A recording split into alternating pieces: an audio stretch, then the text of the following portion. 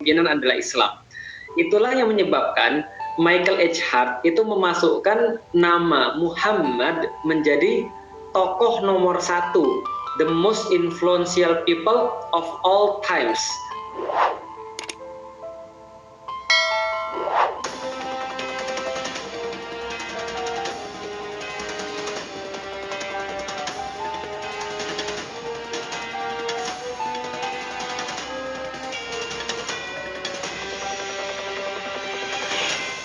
Saya tetap akan bicara tentang soal kepemimpinan di masa depan ya, terdekat 2024, termasuk mungkin juga pilkada nantinya. Tapi saya curious ya, Ustadz masuk Islam tahun 2002 ya, itu ceritanya gimana Tad? Awalnya kok tiba-tiba tertarik untuk, karena IPB dulu ya? IPB sepertinya kok mulai direcognize sebagai kampus hijau dalam tanda kutip ya. Kadang-kadang kan ada juga penilaian, saya tidak melihat apakah itu masuk atau enggak. Wah, beberapa kampus disusupi radikalisme, kira-kira begitu kan? Itu loh, dasarnya kenapa? Tiba-tiba convert to Islam itu. Baik, bahkan ada yang mengatakan 10 PTN di Indonesia terindikasi radikal. Ada lagi yang mengatakan bahwa seluruh kampus radikal kecuali kampus gue, itu juga ada. Tapi oke lah, balik lagi ke tempat kita bicara. IPB itu benar-benar kampus yang sangat Islami. Dan saya pikir ketika saya masuk ke sana itu bahkan mungkin IPB lebih Islami daripada UIN mungkin di Jakarta. Itu tentu saja sebuah penilaian yang bersifat subjektif tentu saja. Kenapa bisa begitu? Karena hampir semua orang yang datang sana kerudungan. Dan saya masih ingat sekali ketika saya masuk ke IPB itu di awal-awal baru masuk sekali kuliah, kakak kelas itu langsung datang lalu mengarahkan kami akan bentuk rohis di kelas ini. Silahkan ikhwan sebelah kiri, akhwat sebelah kanan. Lah saya bukan Islam, bingung ikhwan apa, akhwat apa. Saya kedengarannya Iwan bapak saya gitu. Lantas maksudnya apa? Saya bilang saya nggak sangat Islami sekali. Nah, tapi itu ternyata merupakan sebuah kebaikan ya, sebuah chance yang diberikan, atau ya bagi saya adalah jalan hidup saya yang paling berarti. Salah satu. Saya potong sedikit, waktu itu Ustadz masuk IPB itu karena undangan, karena ikut tes, atau karena apa? Namanya waktu itu USMI, undangan saringan masuk IPB. Jadi tidak tes. Oke, silakan terus Ustadz.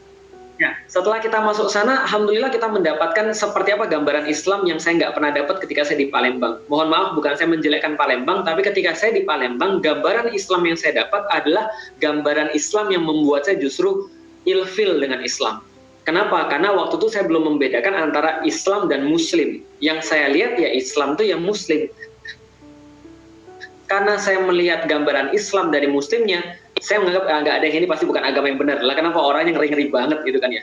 Nah maka ketika saya masuk ke IPB, saya mendapatkan kesempatan untuk diperlihatkan, dieksposurkan bagaimana sih sebenarnya Muslim itu. Dari situ saya baru ngerti, oh ternyata Islam itu bukan hanya agama ritual seperti yang saya bilang di awal. Oh ternyata Islam itu mengatur segalanya. Dan poin yang paling penting adalah ketika saya membuktikan bahwa Al-Quran itu adalah satu-satunya kitab yang punya argumen, yang punya proof, yang punya bukti.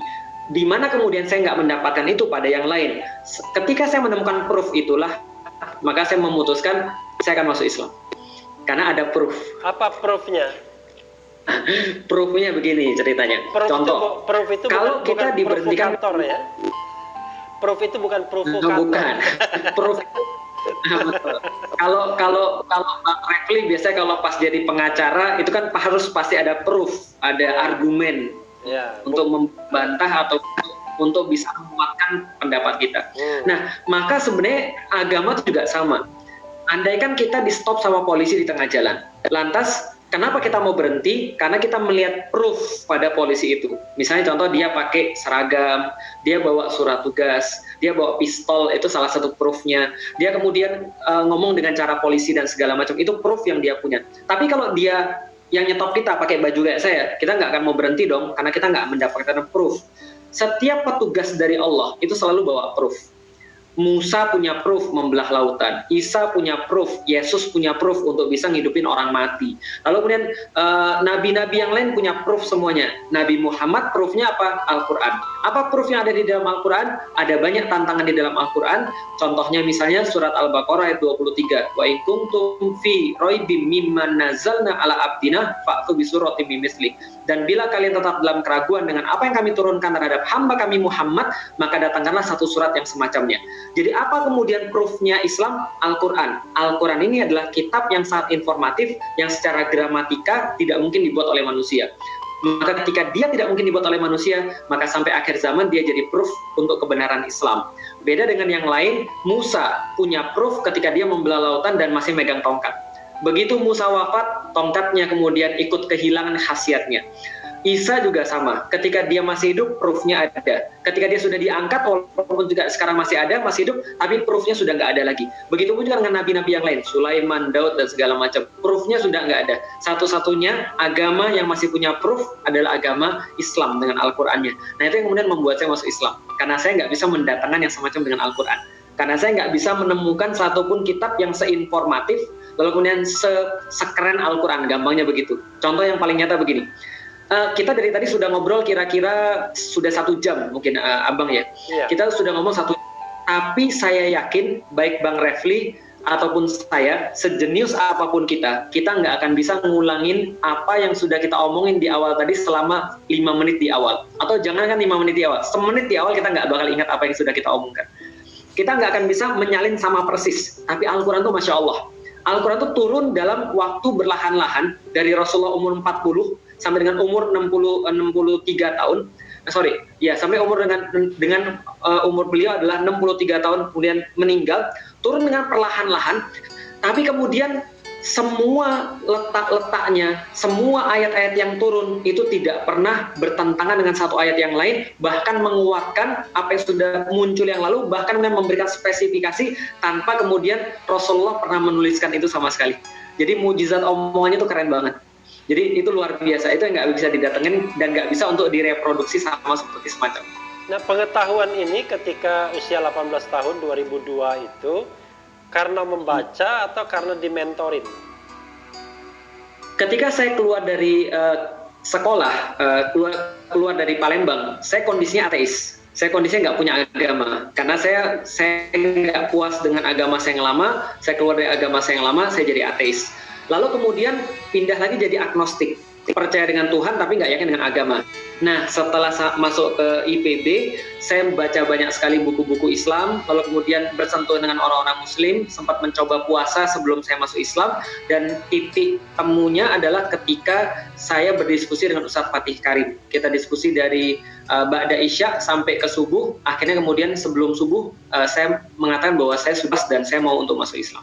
Hari itu juga?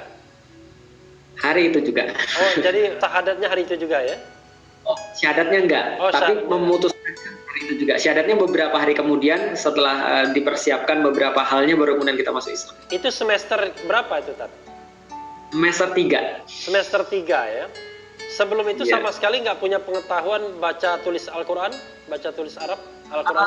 Baca tulis Al-Quran saya baru mulai ketika masuk Islam.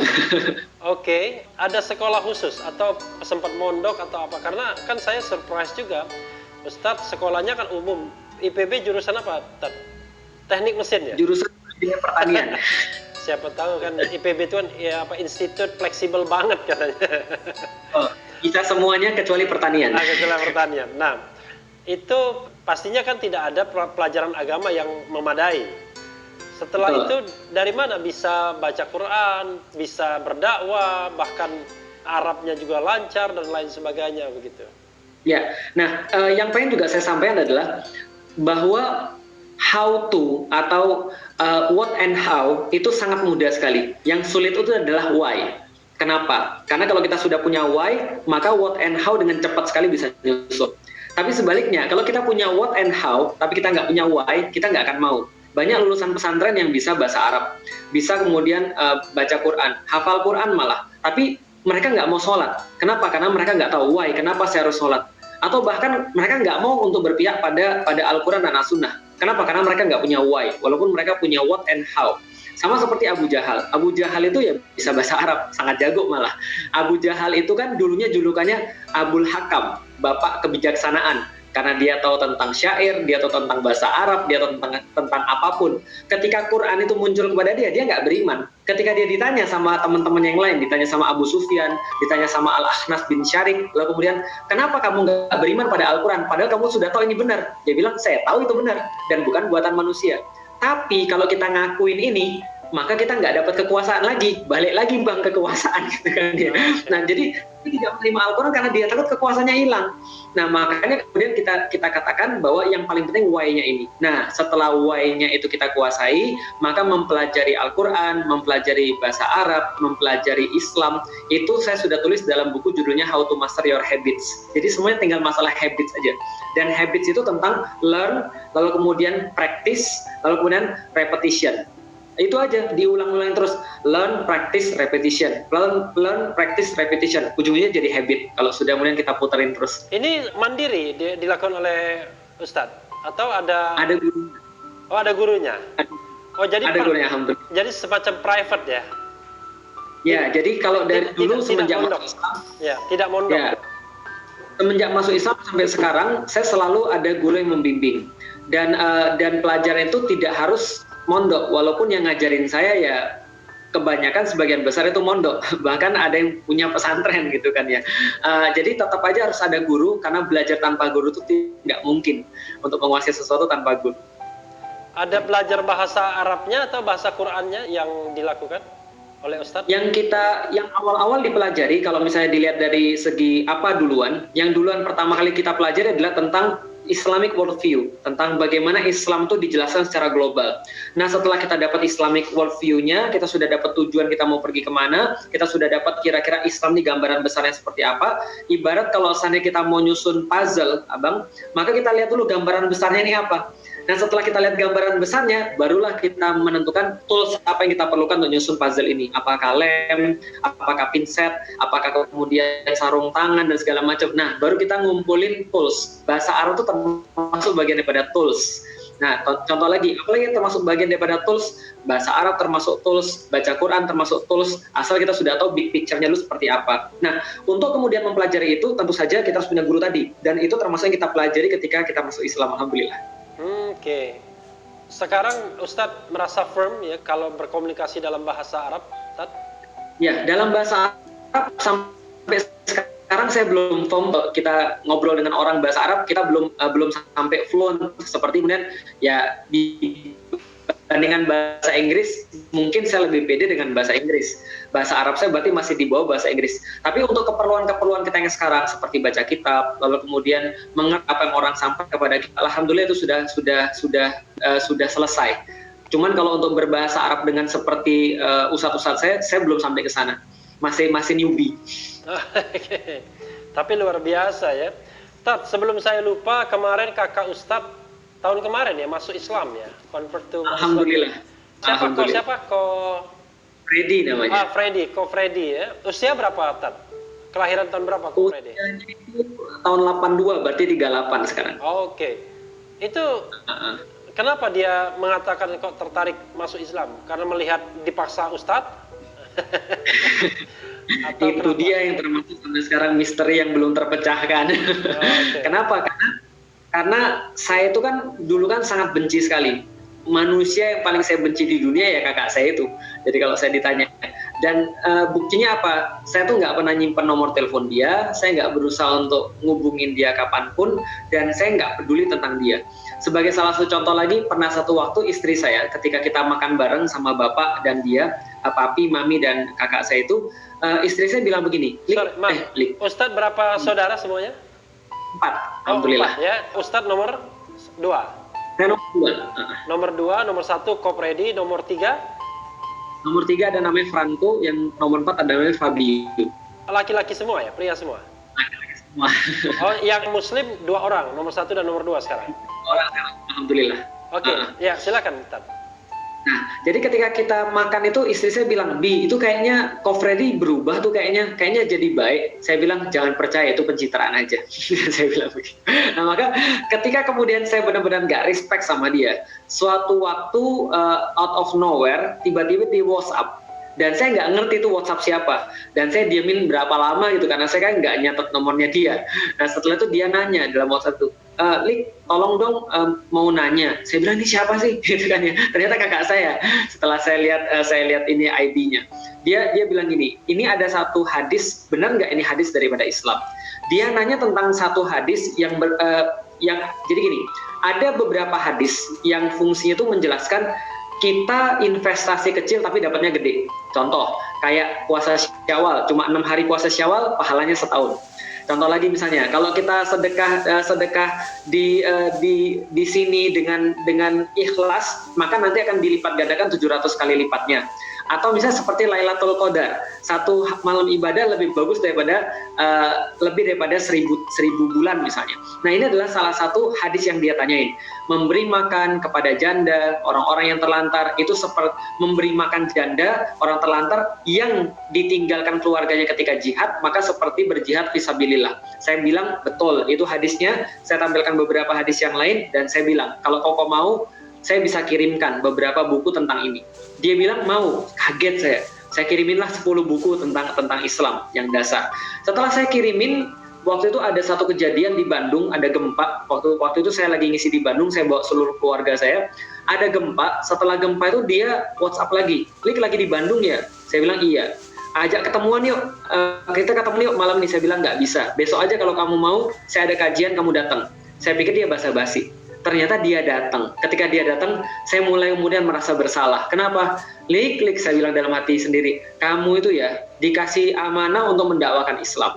Seluruh Indonesia pernah kamu jalani, luar negeri kamu jalani, tapi kakakmu sendiri kamu nggak mau untuk ngomong tentang Islam karena kamu pikir bahwa dia nggak akan pernah dapat hidayah. Karena kamu pikir kamu lebih tahu daripada Allah. Kamu pikir kamu lebih ngerti daripada Allah. Allah pengen nunjukin kamu bisa jadi salah loh. Ternyata di situ dia ngomong, dia tertarik dengan Islam, lalu saya pikir kemana aja saya? Kenapa saya selama ini jadi saudaranya, tapi saya nggak bisa ngomong tentang Islam bagi dia? Di situ saya istighfar, di situ sebenarnya saya bilang, ya Allah, memang manusia ini terbatas. Kadang-kadang kita disuruh oleh Allah sesuatu, tapi kita lebih kemudian untuk condong kepada perasaan kita. Iya, perasaan saya benci sama dia, tapi kan harusnya kan tidak menghalangi saya untuk memberikan Islam pada dia. Atau dengan kata-kata seolah-olah dia nggak mungkin dapat hidayah. Atau somehow Bang, ketika saya pergi ke Mekah untuk umroh, lalu kemudian saya mengalami satu hal, ya banyak hal lah yang baik-baik dalam hidup saya, lalu saya berdoa pada Allah, saya senantiasa minta, ya Allah papi masuk Islam, ya Allah mami masuk Islam, mudahkan, adik-adik saya masuk Islam, tapi nama dia lewat, gitu kan, nama dia saya skip, kenapa? Karena saya nggak ngarepin dia masuk Islam, kenapa? Saya pikir kalau masuk Islam juga nanti jadi beban, itu kesalahan saya waktu itu. Nah, tapi alhamdulillah Allah ngajarin saya dengan cara yang baik. Akhirnya setelah dari situ perjalanan berlanjut sampai akhirnya ada kajian musyawarah teman-teman artis, Ustadz Adi Hidayat yang ngisi. Saya ngajak dia untuk kemudian datang. Disitulah kemudian saya bilang, kalau Koko mau, Koko masuk Islam saja. Dia masih agak ragu-ragu. Dia bilang, tapi saya punya istri, saya punya kerjaan. Bagaimana dengan papi dan mami dan segala macam. Saya cuma bilang gini aja sama dia, Koko yakin nggak bahwa Tuhan itu cuma Allah? Dia bilang, saya yakin Tuhan itu cuma Allah. Tuhan yang satu, nggak ada Tuhan selain Allah. Tuhan itu cuma Allah. Lalu saya tanya lagi, Koko yakin nggak bahwa Yesus itu cuma nabi? Yakin. Dan Nabi Muhammad adalah nabi juga? Yakin. Dan nabi yang terakhir, Koko yakin bahwa Muhammad itu adalah nabi yang terakhir, nggak ada nabi setelah dia? Saya bilang, sebenarnya Koko sudah muslim sebenarnya. Nah, kenapa? Kan itu sudah pengakuan sebenarnya. Kenapa? Itu sudah syahadat, cuma dalam bahasa Indonesia aja. Nah, akhirnya saya bilang, udah sekalian aja lah. Itu sudah yakin. Ngapain lagi? Sudah yakin Allah itu Tuhan, Tuhan yang satu, tauhid, tidak ada Tuhan selain dia, dan Nabi Muhammad adalah utusannya Allah yang untuk membawa aturan-aturannya. Adapun kalau Koko merasa Koko belum pantas, dia bilang, saya tatuan gimana? Bagus, saya bilang. Nanti kalau bisa misalnya, kalau kamu mau setelah kamu masuk Islam, kita berangkat ke Mekah, kamu pakailah tato itu di tengah-tengah Ka'bah. Emang boleh, Lik? Nggak ada masalah. Nggak ada masalah. Islam lebih respect sama orang-orang yang punya tato, tapi hatinya berserah pada Allah dan merasa dirinya selalu kurang, merasa dirinya tuh nggak punya apa-apa, merasa orang lain lebih baik daripada dia, sedangkan dia penuh dosa. Lebih respect Islam dengan orang kayak gitu, ketimbang dengan orang yang pakai peci, pakai sorban, merasa dirinya beragama, baca ayat Allah, tapi dia merendahkan orang lain. Dia merasa dia lebih baik daripada orang lain. Maka itu Islam. Maka saya bilang, udah masuk Islam aja. Alhamdulillah akhirnya mau masuk Islam. Itu kisah singkat. Iya, tapi awalnya dari mana dia tertarik untuk memperhatikan Islam sebelum dia memutuskan masuk Islam? Itu yang penting kan? Betul. Nah, ini pelajaran bagi teman-teman muslim yang lain. Ternyata Allah tuh memberikan hidayah, nggak harus dari orang yang berilmu. Allah memberikan hidayah, nggak harus dari ustadz yang ngomong ayat. Allah memberikan hidayah, nggak harus dari Ustadz Somad yang profesor S3, nggak harus dari Ustadz Adi Hidayat yang hafal Quran. Ternyata dia dapat referensi Islam dari teman-teman sekantor dia, dari teman-teman dia yang selama ini yang ngasih tahu dia tentang Islam sedikit demi sedikit. Itu kemudian yang menjadi jalan hidayah. Dia kerja di perusahaan swasta atau di mana? Swasta, di perbankan. Oh, di perbankan. Oke, perbankan swasta ya. Perbankan swasta. Oke. Ya. Silakan, Tat. Ya, jadi artinya ini kan sangat memukul sekali. Kadang-kadang kita bicara bahwa perbankan itu adalah sesuatu yang nggak sesuai dengan Islam. Tapi ternyata Allah berikan hidayah dari jalan-jalan juga yang seperti itu.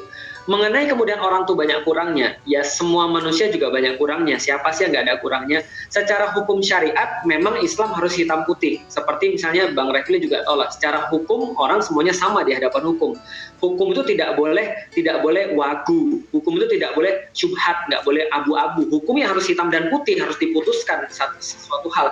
Tapi dalam bidang dakwah itu nggak senantiasa hitam putih. Dalam bidang dakwah itu ya kita harus menghormati misalnya ada kebaikan dalam seseorang, dan kita harus bisa kemudian untuk menutup andaikan ada aib dia, itu di dalam dakwah. Nah, tapi dalam syariat tentunya berbeda lagi. Yang saya bicarakan adalah dalam dakwah, kenapa kakak saya bisa mengenal Islam. Ternyata setiap orang di dalam Islam itu Allah berikan sebuah kesempatan yang sama untuk bisa mendakwakan Islam. Masya Allah. Apa hal yang menarik yang dia dapatkan sehingga dia berpikir tertarik untuk masuk Islam? Statement atau ayat atau perkataan? Dia bukan orang yang kayak saya yang senantiasa menyandarkan segala sesuatu pada sains. Saya pernah nanya, kenapa sih kamu masuk Islam? Dia bilang, saya cuma lebih cocok aja dengan Islam, lebih masuk akal, lebih make sense. Dia cuma bilang seperti itu. Walaupun dia tidak sampai ke ayat ini seperti saya tadi, kemudian ketika masuk Islam karena surat Al-Baqarah ayat 23. Dia nggak sampai seperti itu. Terakhir kali saya tanya, kenapa sih kamu mau masuk Islam? Dia bilang karena Islam itu jelas nggak mungkin main-main, karena aturannya sudah sangat rigid sekali. Orang-orang kebanyakan memandang Islam itu aturannya banyak merepotkan. Tapi kalau dengan angle yang lain, justru aturan yang banyak ini menandakan keseriusan yang punya agama. Dan juga bagaimana caranya pengaturan itu sampai secara detail sehingga kehidupan manusia itu bisa terus berjalan. Kalau misalnya bahasa saya sederhananya adalah, ya kalau di agama saya yang lama itu aturan di dalam pernikahan nggak ada. Nah, kenapa? Karena contoh pernikahannya mereka nggak punya. Bahkan mereka mengatakan bahwa sesempurna-sempurnanya orang itu adalah ketika bisa ikut-ikutan nggak nikah. Maka pemuka agama itu harusnya tidak menikahkan gitu. Tapi di dalam Islam, Masya Allah, Islam itu memandang justru pernikahan itu bagian penggenapan agama dan memberitahu bagaimana cara jadi seorang ayah yang baik, cara jadi seorang suami yang baik dengan keadaan yang paling detail. Kalau ribut sama istri seperti apa, cara menyenangkan istri kayak apa, dan seterusnya. Masya Allah. Dan itu yang kemudian dia juga rasakan. Jadi kedetailannya Islam itu menurutnya adalah bagian sesuatu yang malah menarik bagi dia.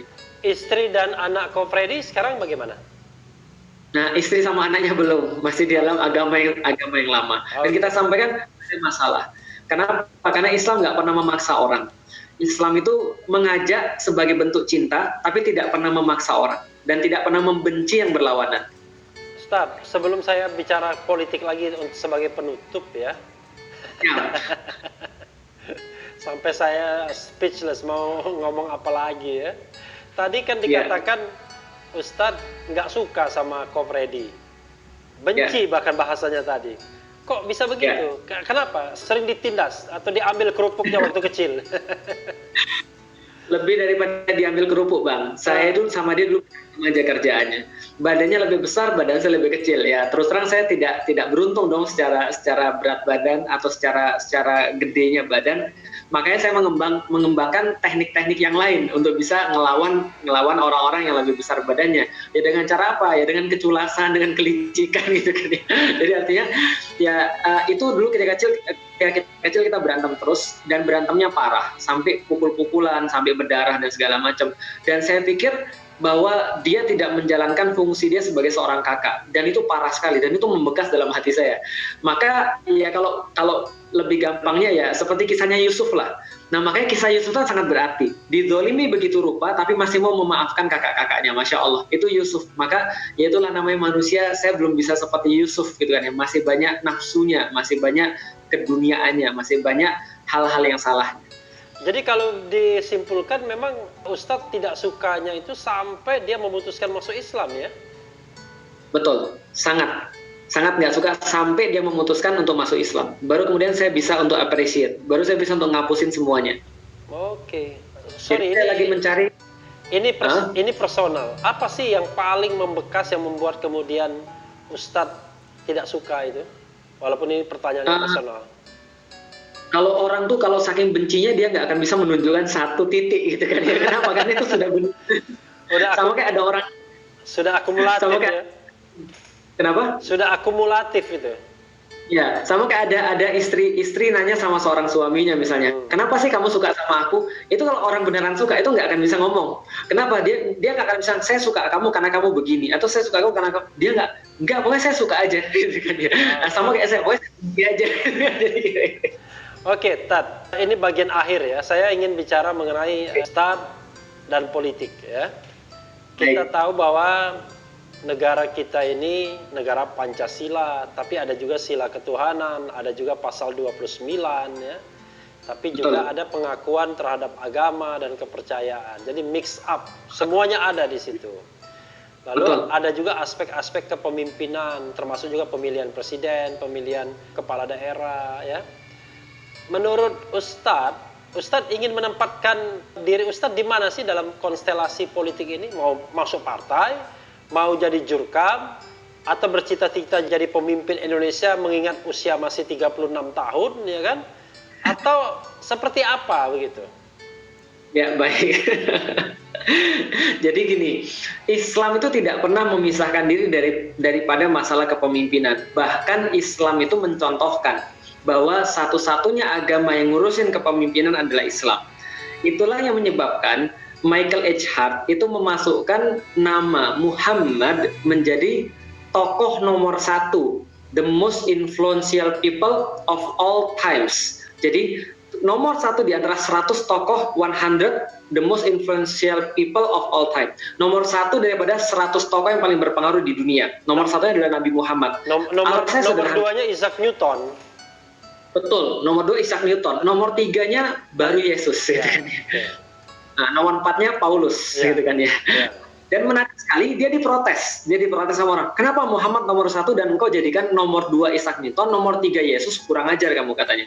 Dan nomor 4 adalah Paulus. Dia bilang gini, saya quotes kata-katanya, Muhammad unlike Jesus. Dia bilang bahwa Nabi Muhammad tidak seperti Nabi Isa atau Yesus. Kenapa? Dia tidak pernah membedakan antara kekuasaan dengan ritual.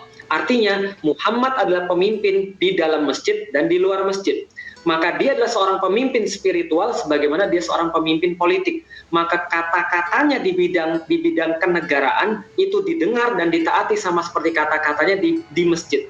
Artinya ritual dan politiknya nyambung, spiritual dan politiknya gabung. Ini adalah Islam. Sementara dia quotes lagi bahwa Jesus itu berbagi kekuasaan dengan Paulus mengenai beberapa kodifikasi di dalam agamanya. Makanya dia katakan bahwa dia menggunakan indikasi itu sebagai menempatkan Muhammad sebagai tokoh nomor 1. Nah itu yang pertama yang saya sampaikan. Bahwa tidak pernah di dalam Islam dipisahkan antara kekuasaan dengan agama.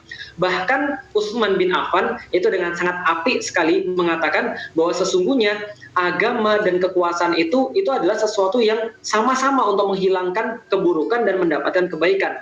Maka Utsman mengatakan bahwa Allah akan menghilangkan dengan kekuasaan kemaksiatan yang nggak bisa dihilangkan dengan menggunakan Al-Quran. Itu yang dikatakan. Imam Ghazali juga mengatakan, kekuasaan dan agama seperti saudara kembar. Maksudnya seperti apa? Kalau seandainya kekuasaan tanpa ada agama, maka dia pasti akan zolim.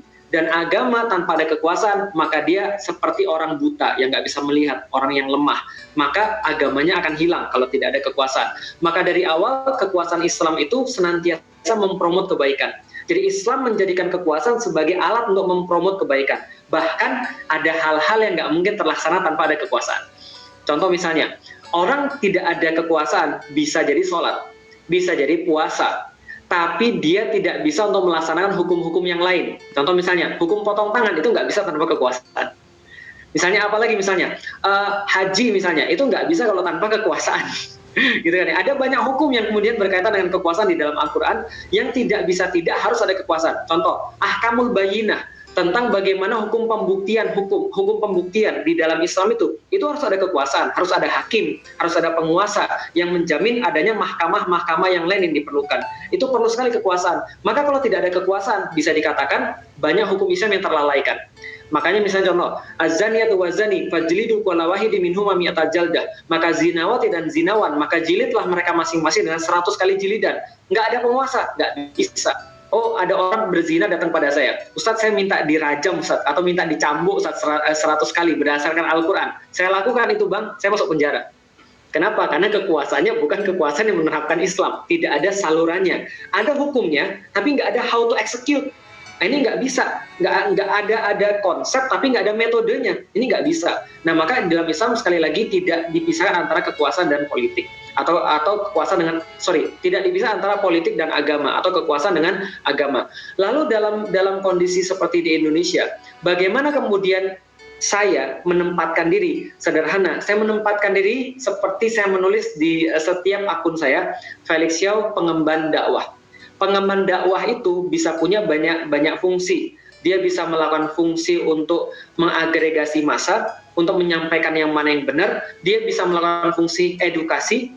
Dia bisa melakukan fungsi-fungsi yang lain sesuai dengan yang diperlukan. Nah, kadang-kadang pengemban dakwah ini seperti Musa, dia harus jadi pemimpin. Kadang-kadang pengemban dakwah ini harus jadi Musa ketika dia sama Khidir untuk belajar. Kadang-kadang dia cuma jadi seperti orang yang memberikan edukasi.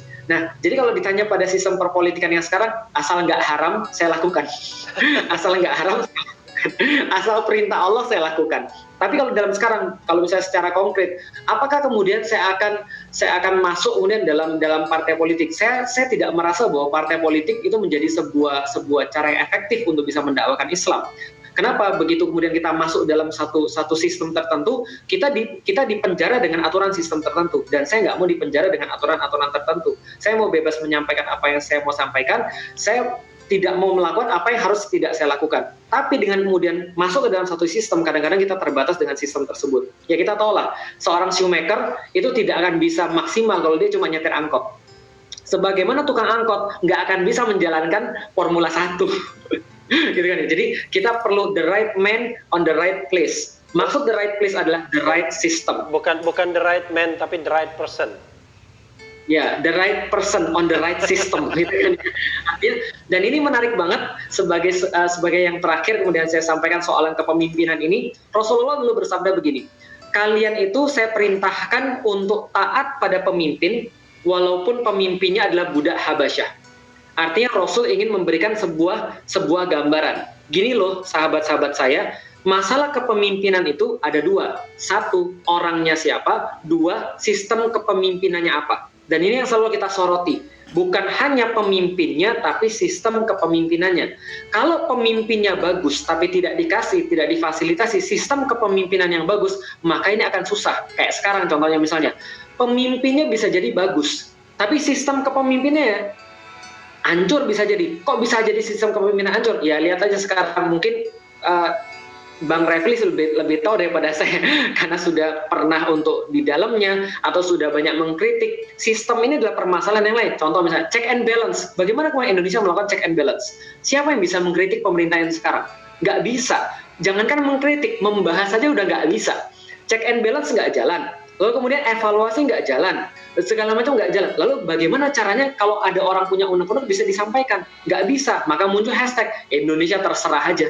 Lah kenapa? Karena kalau misalnya dokter-dokter sudah ngomong nggak didengerin, mereka ngomong disangka kemudian makar, setiap ada dokter yang ngomong langsung dibilang bagian HTI, lalu kemudian dikorek-korek segala macamnya, habislah. Lalu gimana caranya kita bisa memberikan pendapat kita sebagai seorang warga negara yang pengen negara ini baik? Kan gitu intinya. Iya, Ustadz, sorry, jadi belum terakhir gara-gara Ustadz banyak menjelaskan. 212 Ustadz sudah berapa kali ya 212? 3 kali ya? Ya. Selama 3 kali itu Ustadz hadir terus ya? Alhamdulillah saya hadir terus, alhamdulillah. Alasan Ustadz kenapa, Tad? Pertama bagi saya itu adalah perayaan umat. Itu lebih daripada penuntutan atas penistaan terhadap agama Islam. Bagi saya itu adalah perayaan ukhuwah. Karena Bang Refli, umat ini ditandai dengan ukhuwah. Umat ini ditandai dengan persatuan. Salah satu tanda-tanda advancement daripada Islam adalah ketika umat itu mau bersatu, melepaskan pandangan-pandangan pribadi dan mau untuk legowo bisa bareng-bareng. Dan kita sudah melihat ini ada di dalam umat Muslim. Enggak di seluruh dunia dikasih, yang dikasih cuma di Indonesia. Maka saya pengen untuk menikmati keberkahan yang Allah berikan dengan berkumpulnya itu. Itu yang pertama. Yang kedua, dengan adanya 212 ini kita mendapatkan satu angin yang baru. Yaitu adalah sebuah semangat, sebuah keinginan, sebuah giroh daripada umat muslim untuk mau kembali pada aturan-aturan Allah. Untuk mau terikat pada aturan-aturan yang Allah berikan. Dan bagi saya ini adalah sebuah semangat yang harus diapresiasi. Gitu sebenarnya. Tapi kesannya 2018 terakhir ya, pelaksanaan terakhir itu terkesan untuk mendukung pasangan Prabowo terkesannya. Nah, itu memang sesuatu yang nggak bisa kita hindari ya, karena ulama-ulama pada saat itu kan harus memutuskan sesuatu.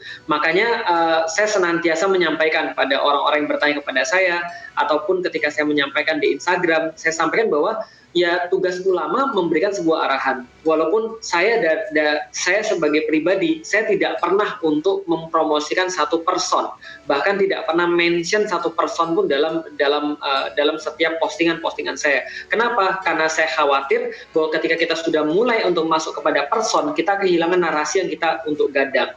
Nah, harusnya memang yang idealnya adalah kita fokus pada narasi. Ulama-ulama memberikan sebuah arahan dalam bentuk narasi. Nah, tapi adapun ketika itu menciut pada satu proses politik yang ada, itu pun bukan sesuatu yang haram di dalam Islam. Itu boleh-boleh saja. Nah, pertanyaannya adalah bagaimana orang menyikapi secara dewasa. Kan sekarang itu kan orang-orang tidak dewasa dalam menyikapi. Jadi gini Bang, kalau saya bilang gini, saya sukanya ngopi, Abang sukanya ngeteh. Kita bisa duduk di forum yang sama, Abang ngeteh, saya ngopi. Itulah namanya toleransi. Tapi zaman sekarang itu, Abang nggak boleh ngeteh, kecuali kemudian harus ngopi juga, atau sebaliknya, karena Abang ngeteh, saya ngopi, maka Abang nyampurin tehnya ke tempat saya dan saya harus nyampurin kopi ke tempat Abang. Jadi itu harus sesuatu yang sama. Jadi begini, zaman sekarang itu nggak diterima lagi bahwa yang namanya ayam itu harus berkokok, nggak diterima lagi bahwa sapi itu ngapain melenguh ya, atau tidak diterima lagi bahwa kambing itu harus mengembik. Semuanya harus suaranya sama, baru dikatakan toleran. Nah, itu yang sekarang. Nah, ini justru yang bertentangan dengan amanah. Termasuk dalam mengucapkan salam. Iya, semuanya harus sama. Kok nggak diterima bahwa kita tuh berbeda? Kita tuh harus diterima. Islam sangat menerima orang berbeda. Lakum dinukum waliyadin. Anda boleh seperti apa saja. Boleh ke gereja, silahkan. Boleh ke vihara. Kami tidak pernah maksa. Cuman kita menghargai bahwa kita sebagai manusia. Seperti apapun perbedaan, maka kita tidak bisa untuk menafikan bahwa kita tetap manusia. Dalam posisi manusia, kita harus menghargai manusia yang lain. Semangat ini yang coba untuk dihadirkan dalam Pancasila. Maka Pancasila, kalau misalnya pembahasannya Cak Nun itu bertingkat. Orang nggak akan mungkin bisa sampai sila keempat kalau sila ketiga aja dia nggak lulus. Orang nggak akan mungkin bisa sampai ke sila ketiga kalau sila kedua aja dia nggak lulus. Dan ternyata terbukti. Oh, kenapa kita nggak pernah bisa sampai ke keadilan sosial? Karena kita nggak punya pemimpin yang hikmah. Kenapa kita nggak bisa punya pemimpin yang hikmah? Karena diadu terus di antara bawah-bawahnya ini. Tidak terjadi persatuan. Gimana mau terjadi persatuan kalau yang satu diangkat, yang satu diinjek? Kalau yang satu dibeda-bedain. Coba bayangkan Bang.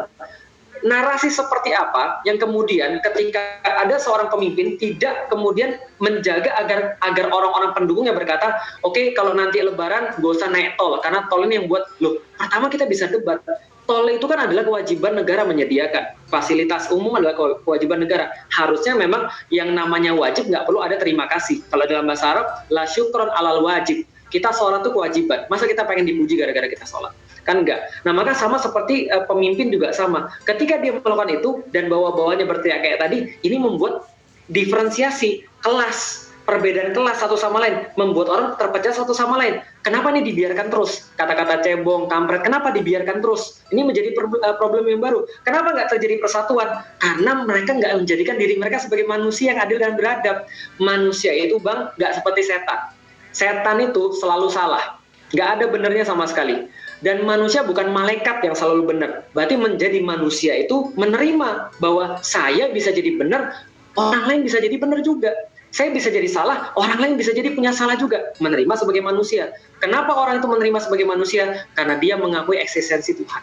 Itu yang pada intinya. Ketika orang bertuhan dengan baik, dia akan menjadi manusia yang baik. Ketika dia menjadi manusia yang baik, dia akan bisa bersatu satu sama lain. Karena dia nggak akan merendahkan manusia yang lain. Ketika dia sudah bersatu, dia akan punya pemerintahan yang baik. Karena sudah guyup. Karena mulai terjadi musyawarah, mulai terjadi mufakat, mulai terjadi perwakilan dan segala macam tadi. Nah, ketika itu sudah terjadi, baru keadilan sosial bagi seluruh rakyat Indonesia. Pertanyaannya, gimana mau sampai Pancasila kalau narasi-narasinya selalu begitu? Kalau kemudian orang beragama diganggu terus, dicolek-colek terus, dan nggak ada apa-apa, tiba-tiba bahas tentang konde, dengan azan, gitu kan. Tiba-tiba bahas tentang pelarangan cadar, kita jadi bingung. Emang Indonesia nggak ada masalah lain apa? Gitu. Dengan sikap yang seperti ini, saya bayangkan mungkin agak susah juga bagi Ustadz untuk katakanlah bergaul, untuk barangkali bertemu dengan orang, ya. Karena mungkin dianggap, wah ini orangnya keras. Apakah saya keliru atau benar? Ada nggak kesulitan yang selama ini dirasakan? Tadi saya secara pribadi merasa sangat nyaman bahwa manusia itu kan punya story, punya keyakinan. Kalau saya story dan keyakinan kita cabut, maka kita bukan siapa-siapa lagi. Felix dihargai karena Felix punya prinsip, karena Felix punya kisah, Felix punya cerita. Dan kalau seandainya kita sudah melandaskan kisah kita, keyakinan kita itu pada sesuatu yang benar, maka langkah berikutnya tinggal mengemas apa yang kita yakini dengan cara yang paling apik, dengan cara yang paling baik. Setelah kita mengemas dengan cara yang paling baik, maka kebaikan kita tuh harus bisa dirasakan sama orang. Dan itu senantiasa kita coba semenjak kita masuk Islam.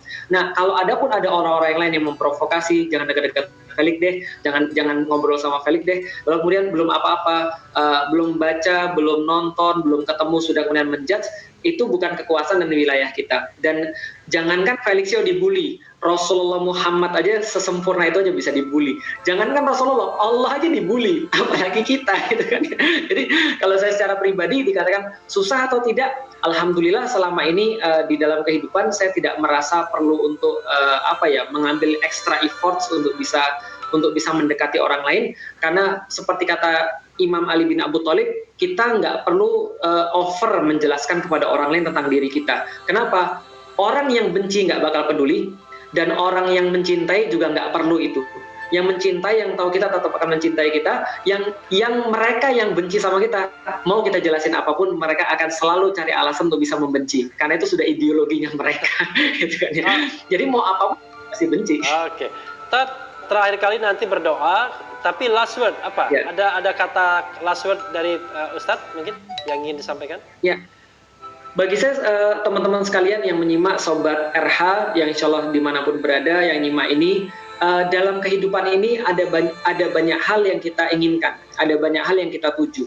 Tapi ada satu hal yang nggak boleh kita lupakan di dalam kehidupan kita, yaitu adalah apapun yang kita harapkan, apapun yang kita inginkan, apapun yang kita tuju, bagi teman-teman yang meyakini bahwa kita pasti mati, bahwa kita pasti akan selesai kehidupan di dunia ini, itu menandakan bahwa kita akan ada sesuatu kehidupan yang lain. Kenapa? Karena kalau sebelum hari ini, sebelum lahir kita ada sesuatu, sesudah ini kita juga ada sesuatu, maka kita harus meyakini bahwa setelah kita mati akan ada satu hal yang namanya pertanggungjawaban. Kalau saya andaikan begini, kamera yang paling bagus dibuat itu untuk satu tujuan, laptop yang paling bagus dibuat untuk satu tujuan.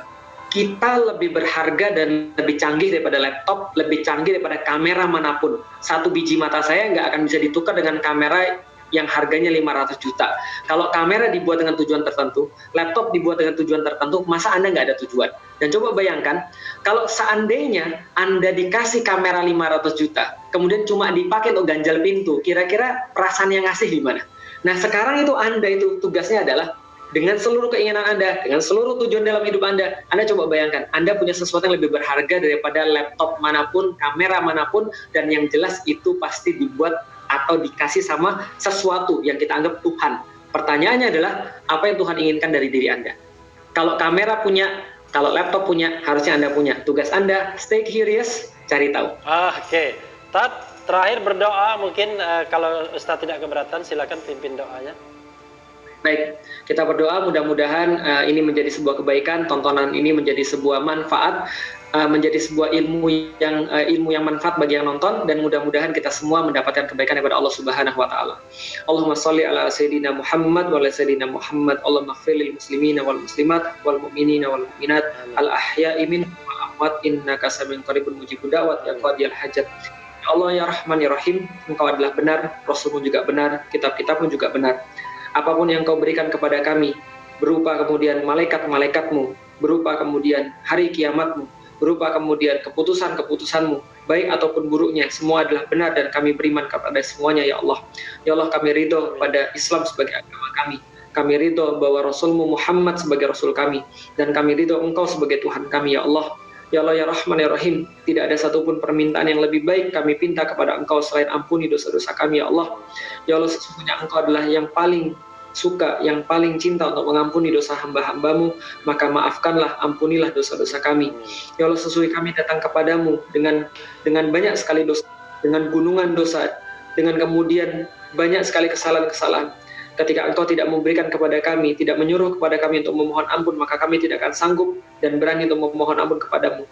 Ya Allah ya Rahman ya Rahim, ampunilah dosa-dosa kami. Astaghfirullahaladzim, astaghfirullahaladzim, astaghfirullahaladzim. Ya Allah ya Rahman ya Rahim, tutupi aib-aib kami ya Allah di hadapan manusia. Ketika Engkau buka aib kami ya Allah, maka kami tidak akan bisa untuk menghadapi manusia. Tutupi aib kami di dunia, tutupi aib kami di akhirat. Ketika Engkau buka semua manusia, maka jangan buka aib kami ya Allah. Ya Allah ya Rahman ya Rahim, ampuni kesalahan-kesalahan kami sebagaimana Engkau mengampuni setiap orang yang bersalah kepadamu ya Allah. Engkau berjanji melalui Rasulmu, ketika orang-orang mendatangimu dengan gunungan dosa, maka Engkau membawa ampunan sepenuh langit kepada mereka. Ya Allah ya Rahman ya Rahim, jaga keluarga kami, jaga ayah ibu kami, jaga anak-anak kami, jaga pasangan-pasangan kami, agar mereka senantiasa berada di jalan-Mu ya Allah. Ya Allah ya Rahman ya Rahim, jangan cabut amanah dakwah daripada kami ya Allah, hanya karena kami tidak becus untuk menjalankannya, hanya karena kami lalai untuk menjalankannya. Ya Allah, berikanlah dakwah kepada kami, amanah dakwah pada diri kami satu hari lagi ya Allah, agar kami mendapatkan kesempatan untuk membekali diri kami dengan amalan-amalan terbaik ya Allah. Ya Allah ya Rahman ya Rahim, berkahi negeri kami, berkahi pemimpin-pemimpin kami, berkahi pejabat-pejabatnya, jadikan mereka lurus, jadikan mereka senantiasa untuk mengikuti apa yang Kau sampaikan kepada mereka, jadikan mereka penuh dengan kebaikan-kebaikan ya Allah. Ya Allah, jadikanlah negeri kami negeri yang baldatun thayyibatun wa rabbul ghafur, negeri yang penuh dengan kebaikan-kebaikan, negeri yang penuh dengan keberkahan-keberkahan. Ya Allah, tunjuki hidayah pada mereka yang kami cintai ya Allah, dan jangan cabut hidayah daripada orang-orang yang kami cintai ya Allah. Rabbana atina hasanah fil akhirati hasanah qina adzabannar.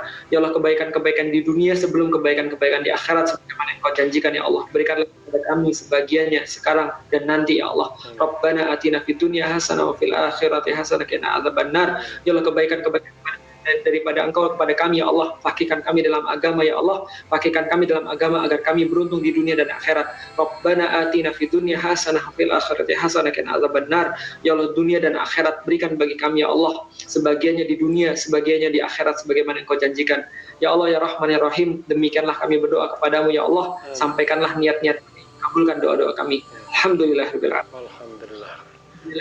Allah merahmati, Allah memberkahi, Allah hapuskan kesalahan-kesalahan kalau ada dalam lisan kita yang tersilap, dan kalau ada yang baik, mudah-mudahan Allah angkat derajatnya dan Allah lipatkan kebaikan. Amin. Ustadz, saya berterima kasih sebesar-besarnya dan mohon maaf kalau ada pertanyaan dan pernyataan yang barangkali Ustadz tidak berkenan.